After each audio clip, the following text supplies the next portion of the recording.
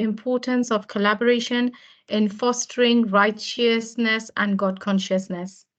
I'm Rim Chakraborty, your host for today's session.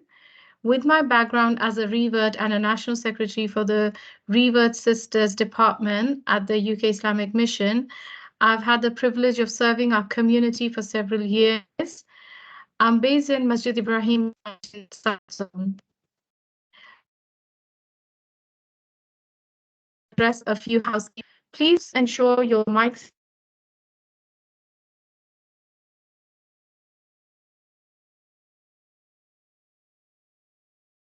free to type them in the chat box.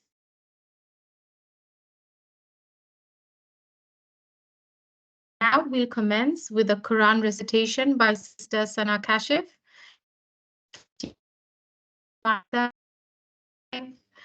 for which the English translation is already displayed on the slide.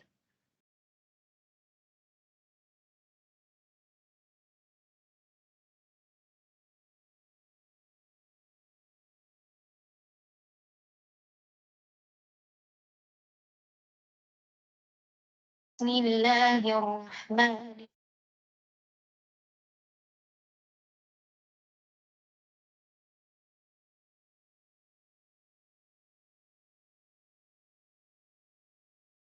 بلا من أحدهما ومن الآخر أعوذ بالله من الشيطان الرجيم بسم الله الرحمن الرحيم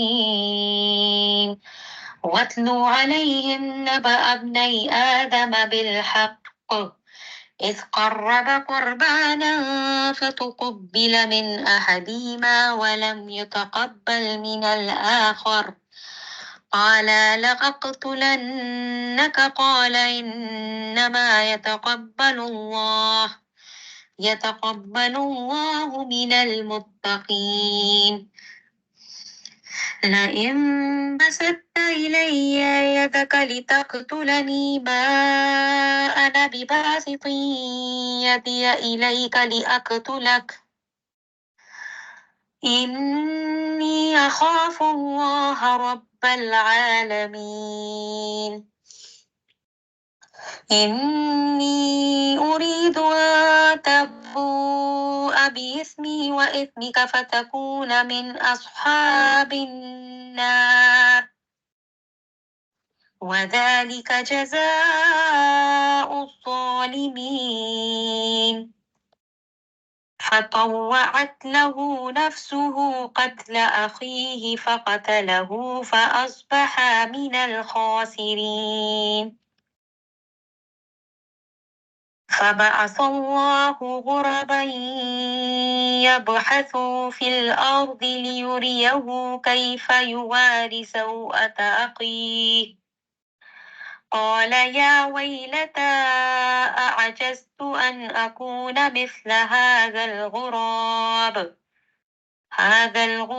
فأواري سوءة أخيه فأصبح من النادمين من أجل ذلك كتبنا على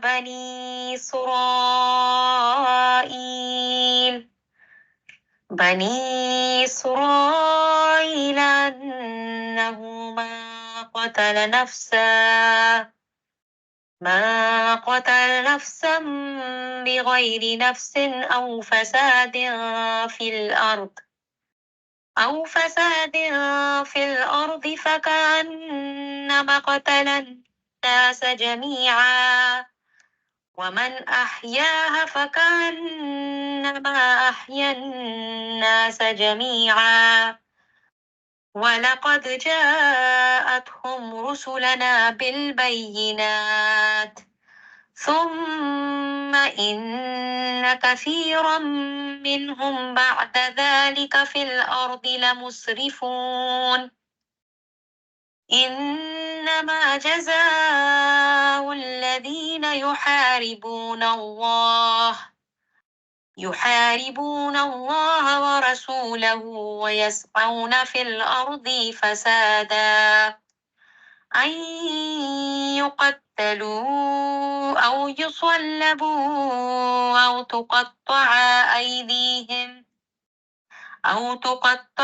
أيديهم وأرجلهم من خلاف أو ينفوا من الأرض ذلك لهم خزي في الدنيا ولهم في الآخرة عذاب عظيم إلا الذين تابوا من قبل أن تقدروا عليهم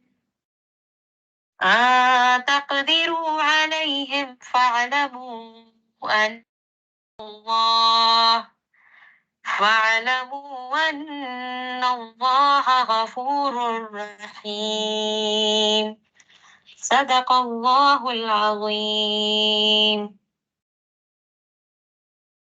Jazakallah khair, Sister Sana.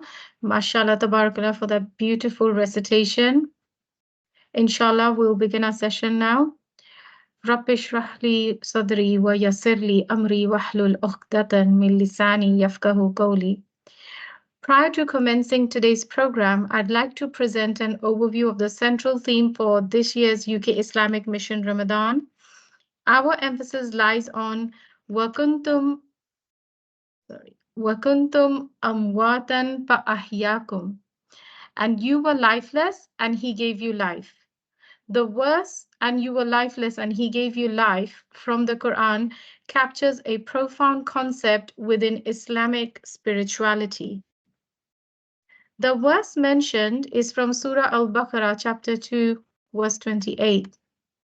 In a sense, this verse serves as a reminder for the fundamental principle of faith in Islam, acknowledging the sovereignty of Allah and the creator and sustainer of all existence, and expressing gratitude for the blessings bestowed upon humanity, particularly the gift of life. Our sessions are committed to exploring the insights provided by our esteemed speaker as we embark on this journey to uncover the path to change.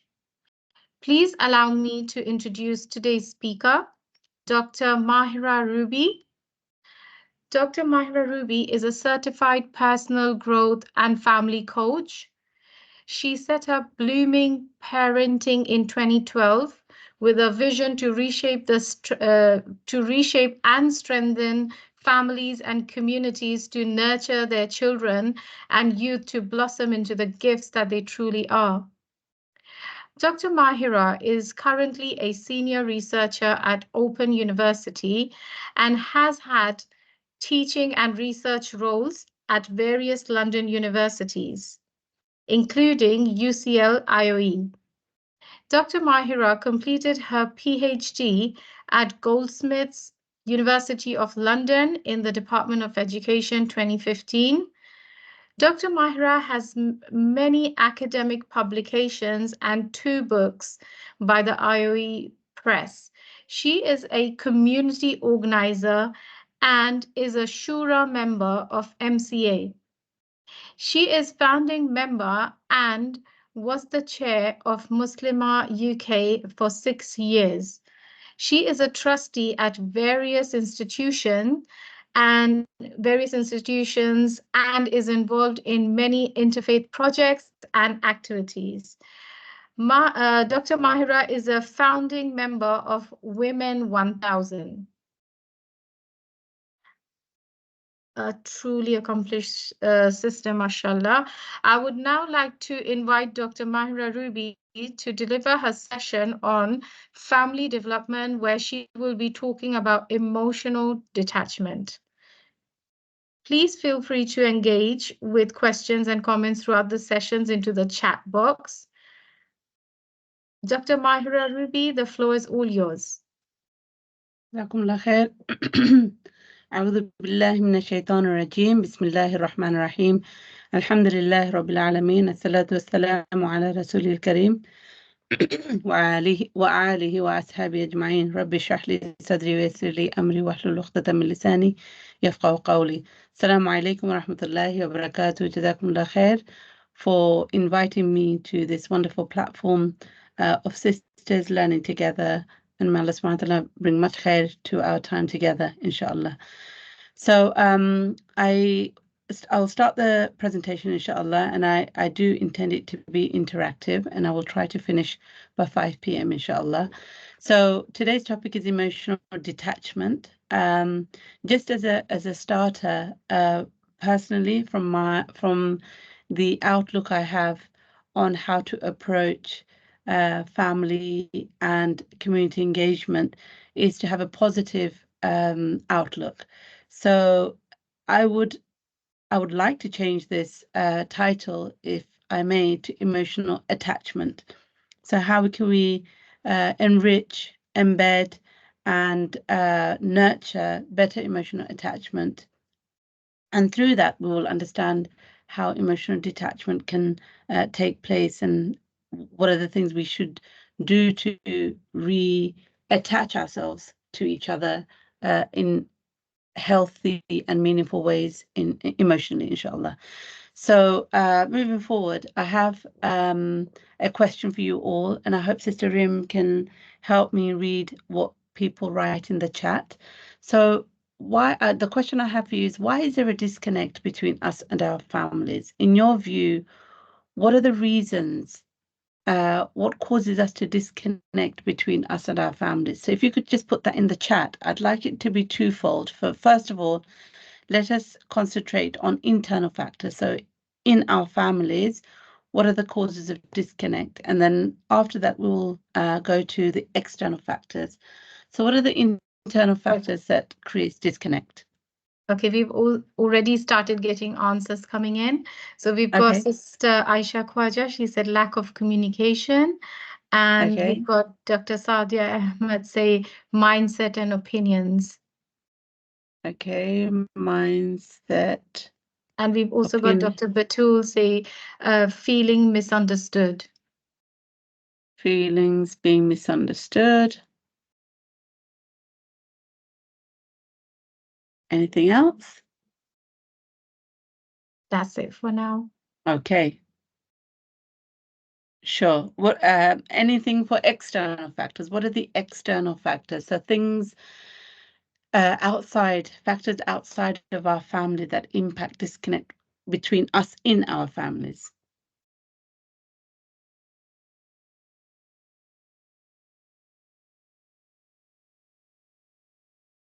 Okay, so I've got Sister Saira Juma say work. Okay. Sister Natasha said lack of empathy. Sister Nafisa focusing on our own happiness rather than the whole family. So individualism, I guess, yeah. Yes, and Dr. Sadia said culture clash. Culture versus Islam, and then culture clash, and then Sister Saba Altaf, social media, different parenting styles.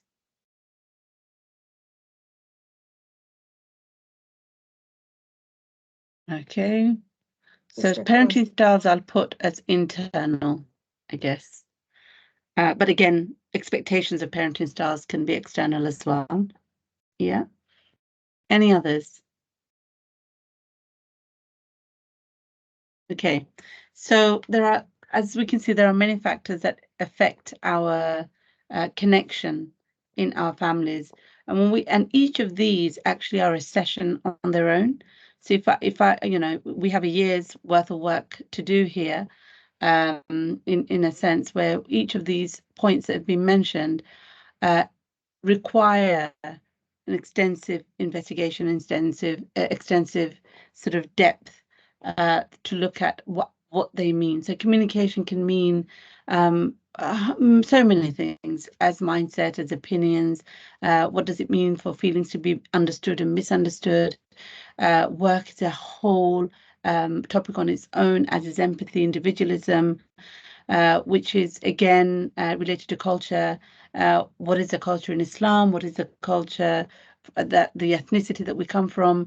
So and social media, as you can appreciate, mind-boggling as it is, and how it impacts connection and disconnect is a topic on its own, as is parenting styles. So I won't be able to do justice to all of these, but I will touch on some of these to see how they do impact our connection. Particularly, all these factors that you've mentioned have an emotional impact. Impact on our emotional well-being, impact on how we process feelings, how we understand things. So these are all also very, very interrelated. All these topics you've mentioned, all these factors you've mentioned here are all interrelated as well. So one can trigger all the others can trigger individual ones as well. So in terms of research, these are some of the causes of emotional detachment. So constant exposure to unpleasant news. So sometimes we can become desensitized to a certain level when we are exposed to unpleasant news. And that could be external, but also internally. So when I say unpleasant news, as an individual, that could be at the receiving end of constant criticism, or the negatives of my character, of my abilities being highlighted by those around me, as well as news of what's happening around the world or extended family can impact emotional detachment. Traumatic experiences can cause emotional detachment. Abuse, as we all know, can affect emotional detachment. Side effects of certain medications. And this has already been mentioned, conditioning as a child due to parental or cultural expectations. So expectations are a huge cause of detachment. So if we look at these and we look at family development, I wanted to particularly focus on internal factors for today's session. When we look at the internal factors, external factors may come in, but really due to the limit of time that we have, I wanted to focus on the internal factors. Just to say, I'm struggling a little bit with English actually, because I've just been away and I've been speaking Bangla for a good length of time, and now I'm trying to I'm trying to sort of accustom myself to English. So bear with me, inshallah. So if we look at what is emotional detachment, there are particular definitions or explanations for what emotional detachment is. So it's an inability or unwillingness to connect with other people on an emotional level. So feelings level, understanding, being able to gauge and understand and interact with feelings. Sometimes it helps us to protect us from unwanted drama, anxiety, or stress. But there are two general types. There's a response to distressing or stressful situations. And in other cases, it is as a result of an underlying psychological condition. So it could be a medical imbalance, hormonal imbalance to other imbalances that we could have that requires medical attention. But if we look at social, which will be the focus of this session, we're looking at social kind of engagement and some of those social interactions that can impact emotional detachment. We'll focus on those for today, and not the medical side. So if emotional detachment can be helpful, can be used effectively and purposefully, it is really helpful to be able to maintain a healthy emotional well-being, and that requires us to set boundaries with certain people, certain groups, in create a distance between us. So that in itself is an art, how we do that, because sometimes in my line of work, I see it being practiced through sort of silent treatment. So sometimes people will exercise silent treatment and think that that's creating a healthy boundary, but actually it's not a healthy boundary when you sort of exercise silent treatment without any sort of instructions or clarity on what you are doing. So again, emotional detachment without clear boundaries, understood boundaries, can be harmful to the person exercising it, but also who are trying to engage with us as well. So emotional detachment can also be harmful when you can't control it. Sometimes we think, oh, I'm going to withdraw, I'm going to take a step back. And lo and behold, after a certain amount of time, we find that we can't re-engage. We find it really difficult to re-engage with loved ones and in social situations. And that can be really harmful if not addressed. So we may feel numbed or muted, and this is known as emotional blunting, and it's typically a symptom or issue that you should consider working with a mental health professional to address. So again, after a certain amount of time, if you are finding it really difficult to re-engage, this may require support, inshallah. So having said that, I want to look at what some of the symptoms of emotional detachment can be. And I want to give a sort of a boundary to this, that these are mentioned with caution, because some of these can be, things that we try as a way of safeguarding ourselves.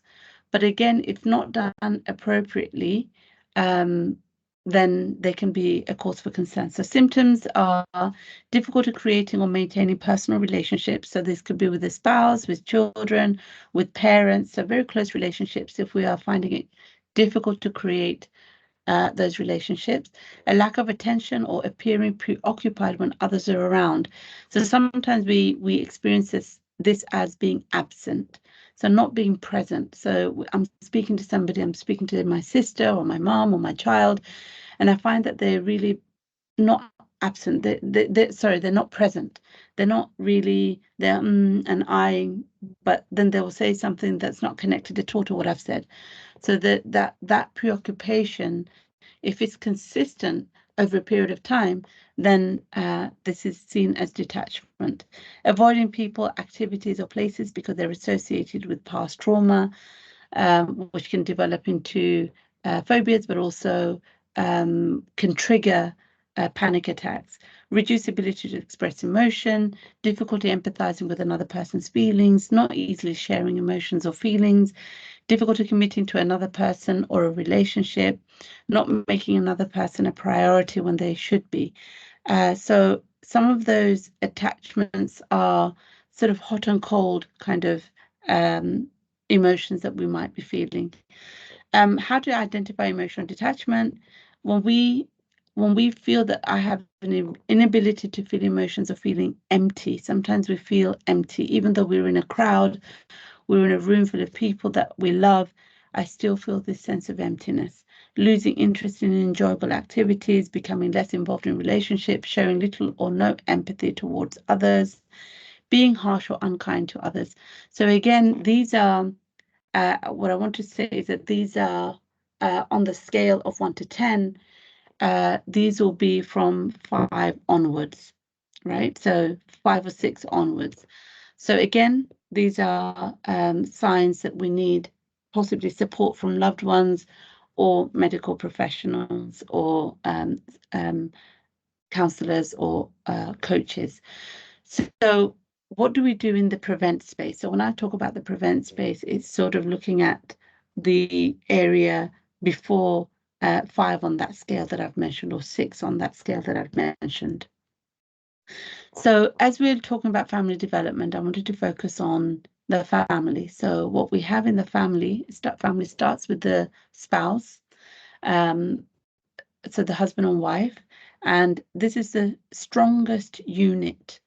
And that in itself, again, as I mentioned, I can spend hours talking about just this unit, because if this unit is strong, the rest, if this emotional attachment within this unit is strong, all other attachments tend to be healthy, tend to be on the development side rather than on the regressing side. So in order for the relationship between these two spouses to be healthy, we have to understand the tale of the two people that have entered into this marriage. So the tale of these two people are their upbringing, their own experiences, the support that they have around them, the friendship circle they have, a number of their own intellect, their own abilities and disabilities. There's a number of factors that affect the emotional connection between these two people. However, as spouses ourselves, there are a number of things we're encouraged to invest in as Muslims. And subhanAllah, our faith is so beautiful. We are given guidance in how to embed healthy emotional connection between the spouses. And we do that well before we find our spouse. Through the dua in Surah 25, verse 74, we know that we make dua that may Allah subhanahu wa ta'ala grant us our wives and children to be the delight of our eyes and make us a model for the righteous. So here we are asking Allah subhanahu wa ta'ala not only to be the best of spouses, but also to be the best of role models for the children that we are going to raise, that we hope to be righteous children. So in order to raise righteous children, we have to have elements of righteousness within ourselves. So this is the practice ground. So as spouses, this is where we start to practice everything we want to embed in our children. We try to practice within us as spouses. So being kind, being generous, being forgiving, all the values, universal values that Muslims and non-Muslims hold high in their lives. We try to practice that within our relationship as husband and wife. The only difference with the universal values within Islam is that, alhamdulillah, those values are beautified to a different level because we are being rewarded, we have accountability, and we have the akhirah to look to as well. So the reward and the accountability happens in the dunya, but also in the akhirah as well. So that's what motivates us, gives us the incentive to invest in this relationship as spouses. But as we know, the dunya that we live in, we are torn by the expectations and the desires that society creates around us. And normally, as women, Allah subhanahu wa ta'ala said us that we thrive on validation. We thrive on meaningful validation, meaningful ways of connecting the praise from our husbands so that we feel important and we feel special and we feel significant. That's how we feel the significance, through love, before we are given the security. So we feel, as women, we feel love through the security that our husbands provide us, and that security is not only through money and the roof over our heads, but emotional security that I'm the most beloved to him. Obviously, in human terms, we know that Allah subhanahu wa ta'ala and Prophet Islam is more beloved to us than our spouses. But in terms of the emotional connection, we want their eyes not to wander. We want them to be able to give us that due right. And as husbands, they seek that love through the physical and the emotional connections of intimacy. And when we are able to do that, they feel that the world is connected. They feel that they are able to thrive.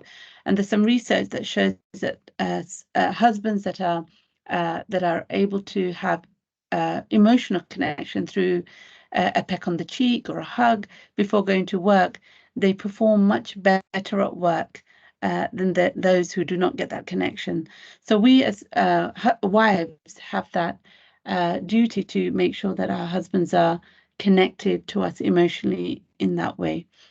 And through that, once that connection is strong, the nuclear family of the children that we raise, when they feel that the husband or wife, the mother and father are connected emotionally, they feel secure, they feel safe in the family, and their self-esteem, their self-efficacy, and their social competence grows through that connection that the spouses have, the parents have.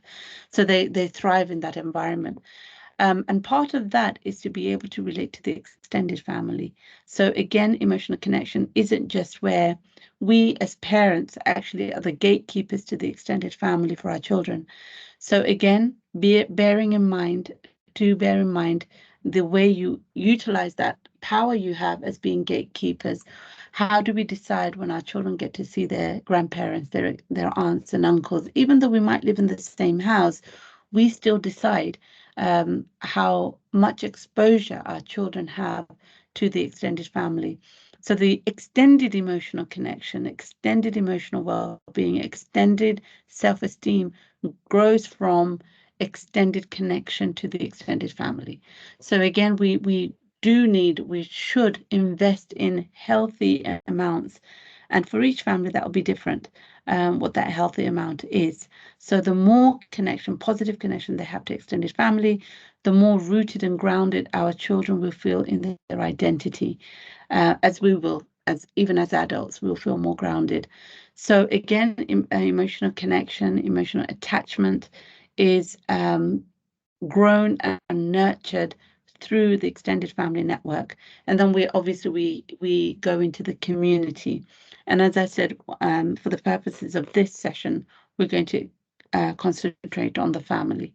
So I hope I've been able to sort of highlight how the family is connected and the roles and duties that we have in maintaining the emotional attachment with the different sectors of the family. So if we move forward, there's some research done, a couple of research that I've mentioned here, research studies.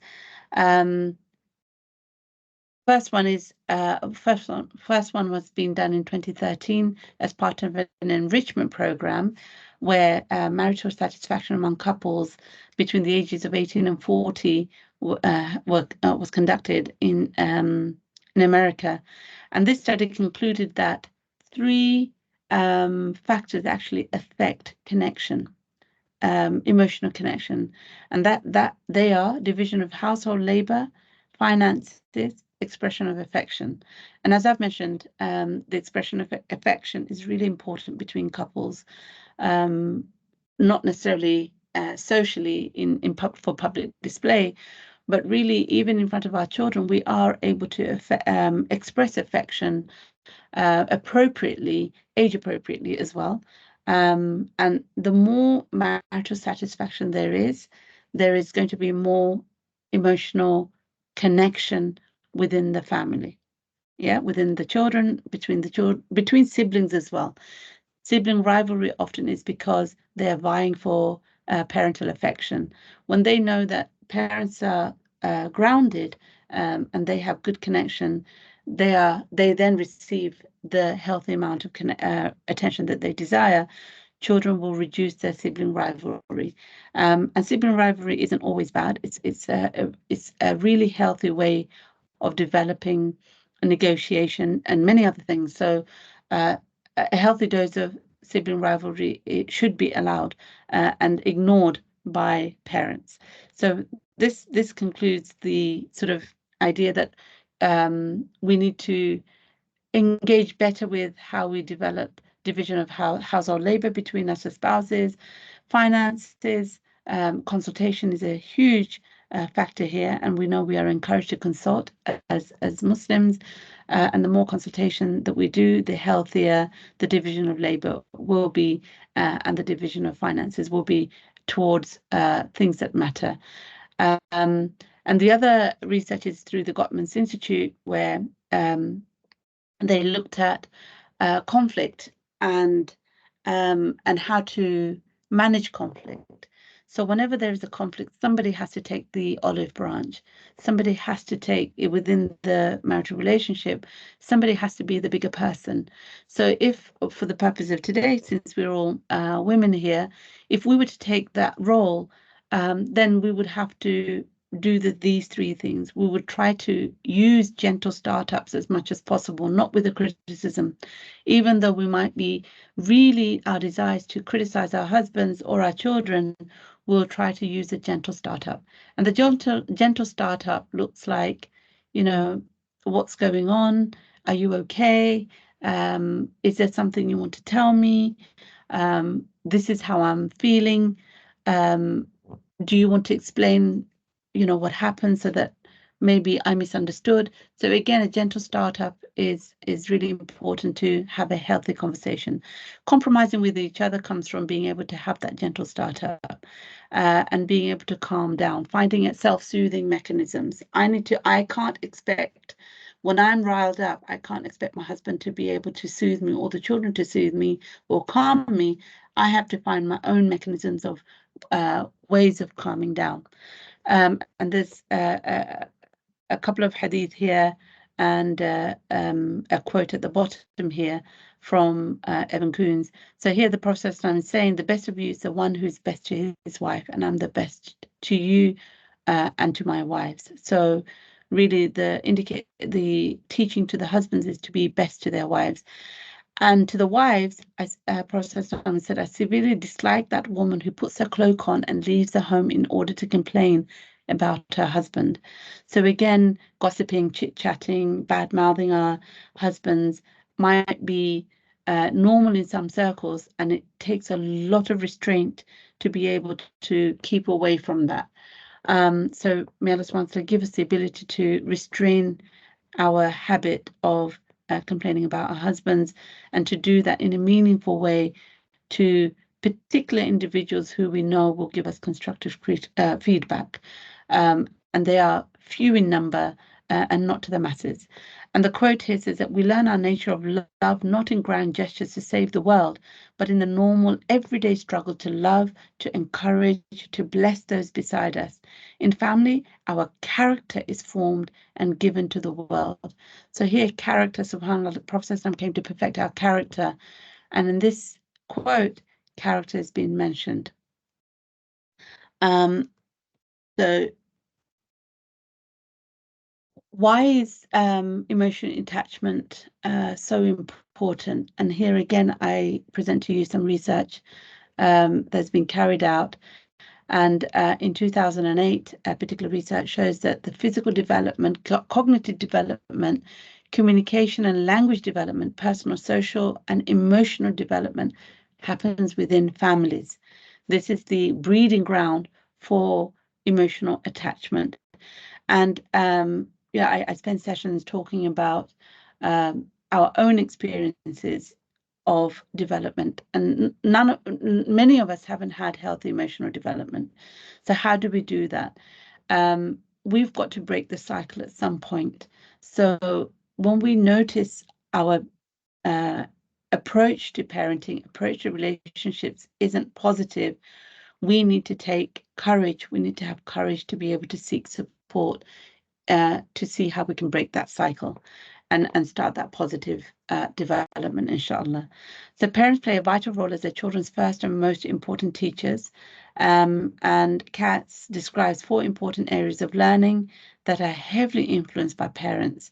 And these are skills, knowledge, and attitudes about learning and learned feelings.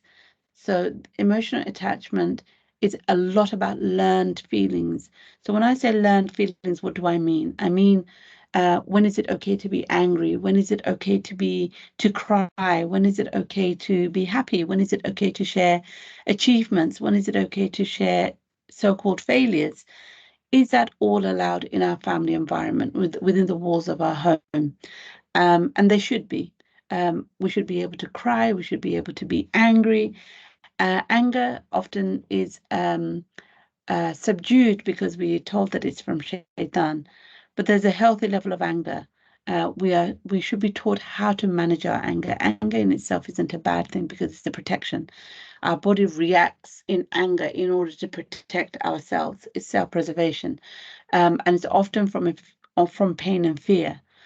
So if we can learn what the pain and fear is, we can teach our children and ourselves how to manage that anger better, because we can nurture healthy ways of soothing our pain and correcting those who have caused us the fear and the pain. Humans are at their best when they see a future, a purpose and meaning to life. Religious faith provides this for many families. Religion at its best brings values, a common goal, family strength, a supportive community network. So again, alhamdulillah, we have our faith, we have Islam, that is not only a private faith, but it's a collective faith, which are strong in values, has the common goal of wanting Jannah, and the unit of that is within the family. We value the family as a unit of society, so we strengthen our family bonding, inshallah, to create a supportive community network. Strong families create strong communities, and we are lucky if we end up in a strong community, which means that there are strong families within that community, because it will help us to strengthen as a family as well.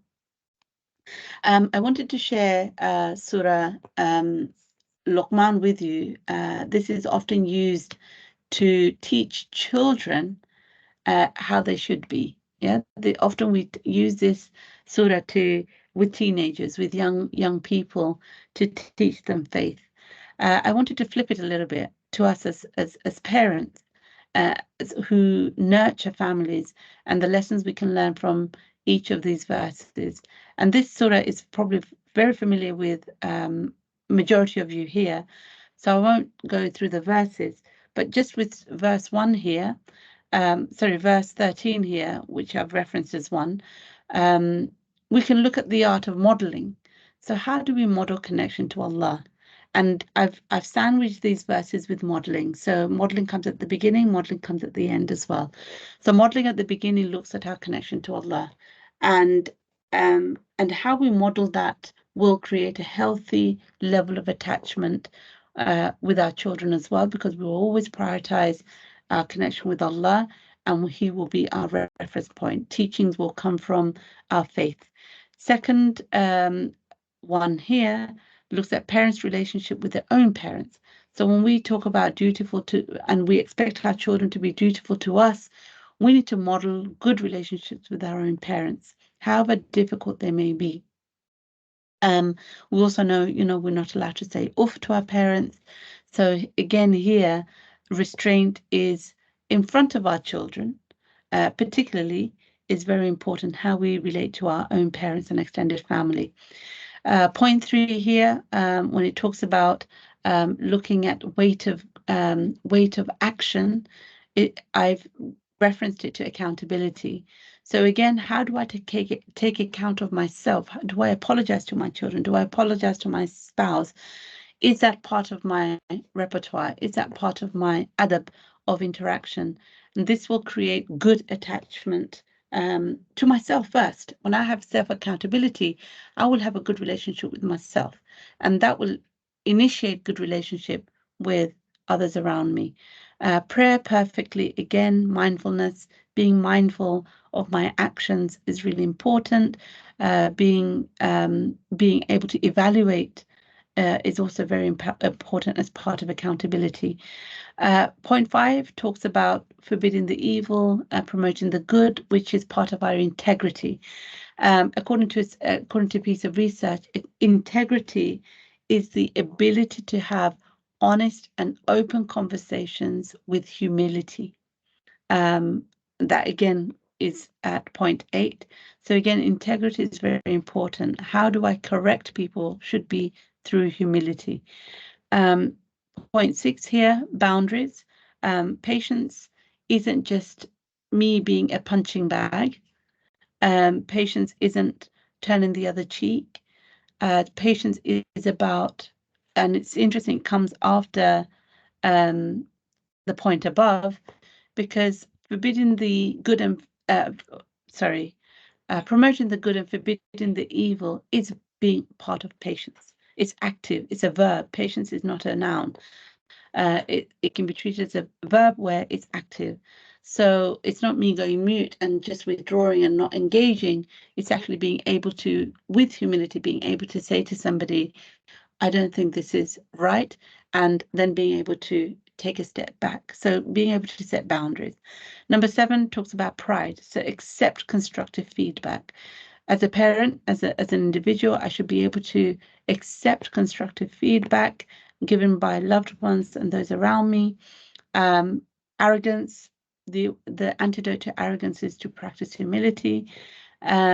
Moderation is to be able to be grateful, to practice gratitude, and to lower the voice, again, to be able to see, model. What are we trying to model here? There are 3 things according to psychologist Dr. Dan Siegel. He talks about, and this is a really important way of building emotional attachment. So here, and I find this fascinating, once you lower the voice, you'll be able to see the person in front of you. You'll be able to hear the person in front of you. And once you're able to see and hear the person in front of you, you will know how to meaningfully soothe them, to comfort them, to celebrate them, to reward them, to praise them, to embrace them. So this modeling is, if we're able to do that, in a way, you go repeat the cycle again, go back to number one, you are actually connecting to Allah. Because Allah subhanahu wa ta'ala says, if you can't appreciate those in front of you, you are really not going to know how to appreciate your connection with me. So again, and that's paraphrasing the teaching, is this modeling is a cyclical experience. And we should be able to do that. And what we're modeling is from all the way from 1 to number 10. So I wanted to sort of highlight this seeing, listening, and being able to soothe the person in front of us. And also myself as well, starting with me. Do I see myself as a worshipper? How do I listen to myself when I'm struggling and when I'm doing well? And how do I soothe myself when I'm struggling and when I'm doing well as well? So again, starting with the self and then going outward to our loved ones. So time, as we know, time isn't always wonderful. Situations are not always wonderful. So we do face difficulties. So how do we find purpose within difficult situations? I'm really mindful I'm rushing through this, but I hope people who are attending today, you can take some lessons from this and research these further in your own time, inshallah. So there's different ways of handling sort of conflict. And I've chosen this model. These are the 3 circles of influence. So in the center here, you have the circle of control. That's what I have in my control. So that's sometimes known as the comfort zone. So I know myself, I know what I can do, what I'm not able to do. So my limits and boundaries. And then the second circle you have here is a circle of influence. And this is sometimes known as the learning zone. This is where we want to be as much as possible. And this is often known as the panic zone. So this is when we are thrown out of our remit. So something has happened which is taking you from the inner circle to the outer, and you really don't know what to do. So so what are we taught in our faith? So if we have been thrown from our circle of control straight into our circle of concern, this is often where conflict happens, because I've lost control. I don't know what to do. Somebody else is telling me what to do, or something outside of my control or influence is happening. So here, Islamically, we are either asked to accept what is happening or to try to influence what is happening. So for instance, if somebody has done something really harmful to us or behaved inappropriately, I can either choose to accept it, that okay, that's that person, that's their behavior, they are out of control. There's not much I can do. I will just stay silent. I will accept it, but given a particular time, I will go and see if I can influence them in any way. There's no point in me shouting back and giving as good as I get, because nothing's going to change here. So accepting. There's also certain calamities and trials and tribulations Allah subhanahu wa ta'ala places on us. Loss of a child, loss of a spouse, loss of wealth, loss of sometimes our homes, calamities that happen. In those times, we have to learn to accept what Allah subhanahu wa ta'ala has given to us. And there isn't much that we can do to influence except to make dua for Allah subhanahu wa ta'ala to help us be able to accept that situation. When it comes to human relationships, familial relationships, this is where most of the action happens. Circle of influence. As parents, as individuals, is there anything I can do to influence the situation that has happened? So we have many verses, many hadith that we can turn to help us create that circle of influence. You know, how we use beautiful words, how we use our wisdom, how we don't react in the moment, how we create a distance, how we use silence as a powerful tool to be able to enable the other person to come to a moment of realization that they have done something wrong, not to embarrass them, to correct in private, not to correct in public, not to sort of embarrass people. So there are so many teachings that we can use in our circle of influence to build positive connections, to build emotional attachment to people that we love and we endear and we hold in high esteem. And one of the beautiful teachings I turn to is this the hadith on the side here. It says the Prophet ﷺ states that if a person constantly makes istighfar, then Allah removes every difficulty, frees him from every sorrow, and makes a means for him to receive sustenance from places that he never thought of. So in times of difficulty is to practice istighfar. So one of our circle of influence is when we are being tested by others, human others, we practice istighfar because that allows us time, our tongue time, and the other person time to be able to reflect and to take account of our actions before we can come into our circle of control and be able to have a meaningful conversation. So this is a really good way of using this circle to see where we are at given a particular conflicting situation, inshallah, or a difficult situation.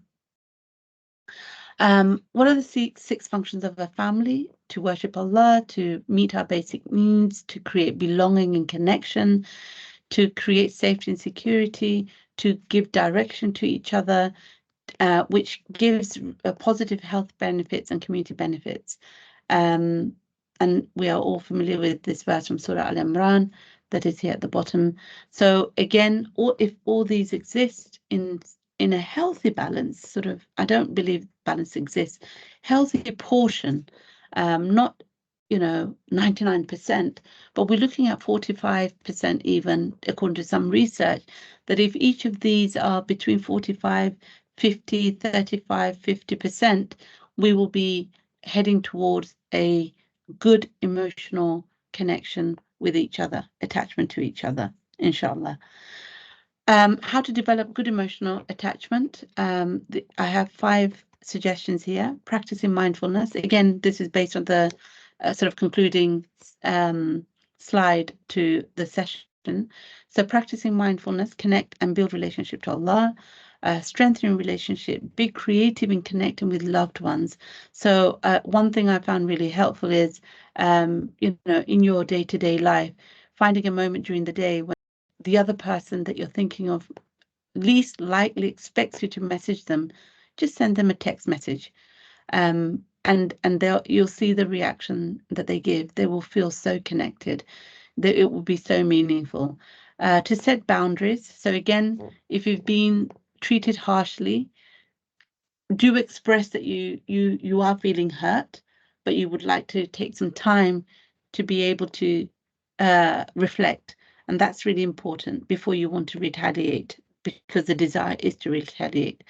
Engage in serving others. So be involved in community endeavors, halakas, circle, charities, because when you serve others, Allah subhanahu wa ta'ala brings barakah in your own life and meaningful connections in others, in the familiar relationships that we have.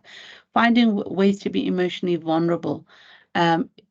Dunya teaches us, the West teaches us that we should be not vulnerable. We should be hard, we should be calculated, we should be strong, and strong means not being vulnerable. But actually, Islamically, we are supposed to keep the heart soft. And part of the heart being soft means that we're emotional. And so where are we asked to be vulnerable? During tahajjud, during nafil prayers, during our sujoods.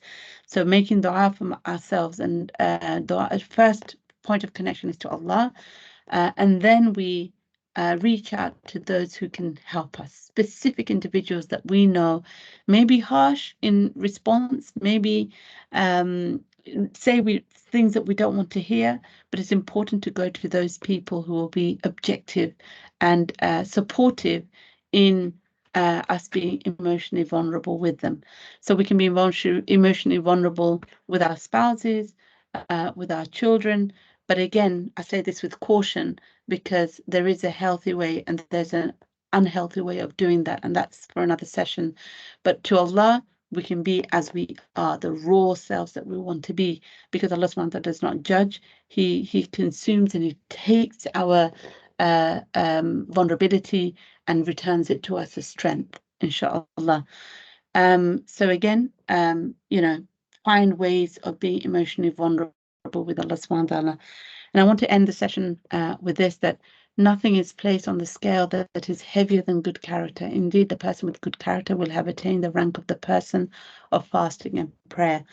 And what better time to share this than in the month of Ramadan, where we are all trying to engage in refining our characters, and part of emotional attachment is to be of good character, because good character takes us through. And what is good character but good adab, good akhlaq, the smile, the salam, and the serving of the servitude that we have to Allah and to those around us, inshallah.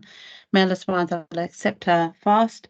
May Allah subhanahu wa ta'ala accept our efforts. May Allah subhanahu wa ta'ala keep us in His protection during this month and beyond it, inshallah. And this group, may Allah subhanahu wa ta'ala bless our gathering today. Subhanakallahumma bihamdik, ashhadu an la ilaha illa ant, astaghfiruka wa atubu ilayk. Jazakumullah khair. Assalamu alaikum wa rahmatullahi wa barakatuh.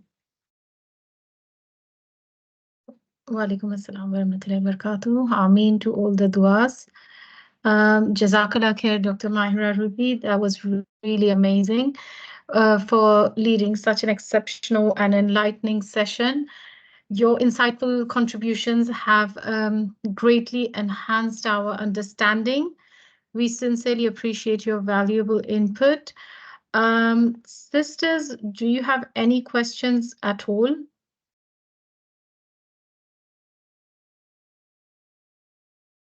Okay, if not, how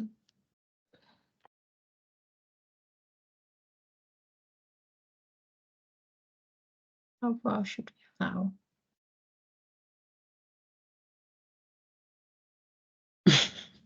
Teach our men folk to. Okay. How far we should allow, not sure what that refers to. Yes, if you could elaborate a bit further. I think we can take, Reem, we can take questions. We have time. Okay, yes. Questions on Yes, sure. How much we should allow sibling rivalry, as long as they're not harming each other in physically, and if sibling rivalry it's a difficult question to answer, but as long as as long as they're not harming each other, as long as they are they're able to reconnect again. So our job is to repair, not to sort of nullify sibling rivalry. That's not possible. Okay, Jazakallah khair. We've got another question. Many mothers and wives take the time out to develop their skills, but not necessarily our men. So maybe you can do a session for the men too, inshallah. Okay. Sisters, if anybody else has a question, you can use the mic because we do have some time.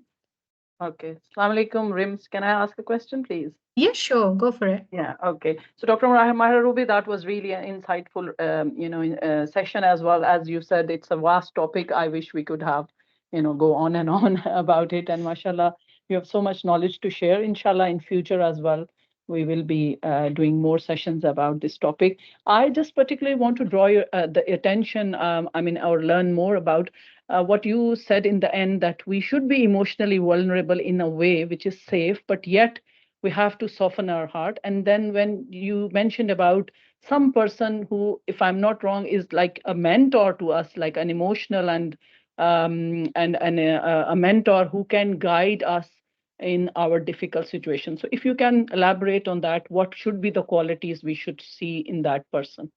Jazakallah khair. So when I was referring to that, so in the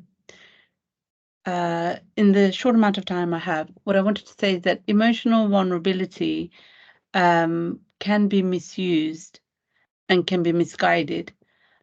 So, for instance, emotional vulnerability can be seen as manipulation as well. Emotional vulnerability can be used as manipulation, can be seen as manipulation, can create guilt, can create lots of different things if it's not exercised well.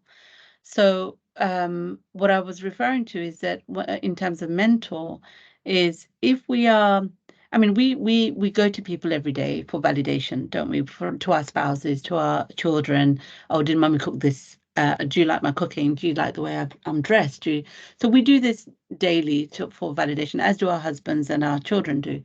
So these are a kind of vulnerability in a way, because if they turn around and say, well, you don't actually look nice in what you're wearing, how do I take it? So the measure of your vulnerability will be how you receive that comment back, because the person who's giving that comment may mean it meaningfully, but their tone may say otherwise. So we need to be very mindful of our tone in how we exercise our emotional vulnerability. So when we are exercising sharing our emotional vulnerability, we have to be mindful that the person we are sharing our vulnerability to necessarily cannot be our therapist, because they may not be skilled enough to be able to do that. So if, say, for instance, if somebody is being emotionally vulnerable with me, my job, and this is to all of us here, one of the roles we can fulfill is to listen. We don't have to give anything back. We don't have to give solutions. We don't have to give, we just need to affirm with the person that I hear you. I see you and I hear you. There might be times where you can suggest certain things, but it's always best to say to the person, is there anything I can do to help you? What is it that I can do meaningfully that would be of help to you? Because in our line of work, we believe that the person who has the problem or has the vulnerability also is aware of the solution. They just need support to be able to get to it. So me as a lay person, listening to somebody sharing with me, if it's my sister, my friend, my mom, whoever it might be, the initial job I have is to listen. The second thing is to be able to say to them and encourage them, depending on the level of vulnerability that they're feeling and depending on what the issue is. It's very difficult to do this in a session like this, but depending on the scale of the detachment they're experiencing, in our community, in our Muslim community, we should feel comfortable and have the courage to say to the person, do seek professional support. So when that mentor, the mentor I'm talking about, should be somebody who's professional, if it's gone beyond a particular level of ability to cope. And that could be a counselor, that could be a coach, that could be our imam, that could be somebody who has a responsible position of being able to hold that space so that we feel safe and secure to be able to be emotionally vulnerable without leaving them in a pool of emotional vulnerability themselves. I hope that makes sense. So that's what I meant in terms of the mentor. Jazakallah khair. Are there any more questions, sisters? Please feel Unfortunately, free. I've got to leave. Okay, yes, you did say. Okay, no problem. We will be, yeah, that's fine. Yeah. Yeah, Jazakallah khair, Jazakumullah Dr. khair. Mahira, so much for the insightful session, mashallah. From Jazakumullah khair. Assalamu alaikum wa rahmatullahi wa barakatuh. Wa alaikum assalam wa rahmatullahi wa barakatuh. Right. So before concluding, let's reflect on the lessons we can draw from today's session. So, Alhamdulillah, emotional detachment, we've learned quite a lot, and it was quite an intense session on it. And I guess we needed more time to explore different areas. However, we get a rough idea of what it's like. So, emotional detachment within families can stem from internal factors that we have the power to change. This may involve addressing issues such as lack of validation and attention in spousal relationships, which can be magnified by the availability of social media and explicit content. Maintaining a positive mindset and finding purpose, even in challenging circumstances, can greatly improve familiar bonds. We need to form stronger attachments between our family relationships. Yep. Sibling rivalry. We did touch base upon sibling rivalry, and we can take lessons from Prophet Yusuf alayhi salam. We did see the kind of treatment that Prophet Yusuf alayhi salam had undergone, and despite of all that happened, he was very forgiving, and what he did was he understood the whole situation, he implemented strategies, and he managed the problem.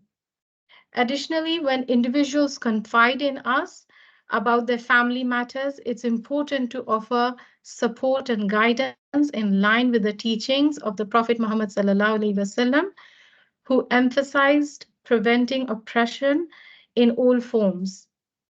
And having a good character is key. So it's not just the woman has to be good, but the men also have to equally be good. So having the best character that we can have is key. And like Dr. Ruby said, that sometimes we might need professional support and we should take it if it gets escalated to that extent, inshallah. I'm just checking the chat box. Okay, Sister Shazia said emotional intelligence is key over IQ. So we know how to deal with different members of our family or friends. Just an observation. Jazakallah khair for your input, Sister Shazia. Moving on from there, our today's UK Islamic Mission branch appeal is for Rohingya refugees. So if we could have the slide, please. Yep, Jazakallah khair. As some of you may already know, that UK Islamic Mission is the earliest established Islamic organization in the UK, and we are established since the 1960s. We have projects running within the UK that people can get involved with, and we have relief work happening outside the UK as well. Rohingya refugees in Bangladesh face unimaginable hardships, fleeing their homes with only hope for safety. UK Islamic Mission is committed to supporting these displaced families in overcrowded camps where necessities are scarce. Your contribution can make a significant difference by providing emergency food, water, shelter, and critical medical care to those in need. Jazakallah khair. Please remember to connect with us on our social media platforms. Inshallah, we maintain several pages and we kindly ask you to like and subscribe to stay informed about our ongoing programs throughout the year. And lastly, Jazakallah khair, dear speaker, and all our attendees for your time as well as for your participation in answering questions, as this wouldn't be possible without your help. We also thank all the UKIM volunteers as well as the platform that we can hold such programs. We thank Allah subhanahu wa ta'ala that He made us all come together and bring about this beautiful gathering. We have these national programs running Monday to Thursday throughout Ramadan. We will see you again, same time, same place tomorrow, inshallah. And we are going towards our du'as. So I'm going to do a Rabbana dua. ربنا آتنا في الدنيا حسنة وفي الآخرة حسنة وقنا عذاب النار. Our Lord, grant us good in this world and good in the hereafter, and save us from the chastisement of the fire. That's Surah 2, Surah Baqarah, verse 201. سبحانك اللهم وبحمدك أشهد أن لا إله إلا أنت أستغفرك وأتوب إليك. والعصر إن الإنسان لفي خسر إلا الذين آمنوا وعملوا الصالحات وتواصوا بالحق وتواصوا بالصبر. اللهم صل على سيدنا محمد وعلى آله وسلم.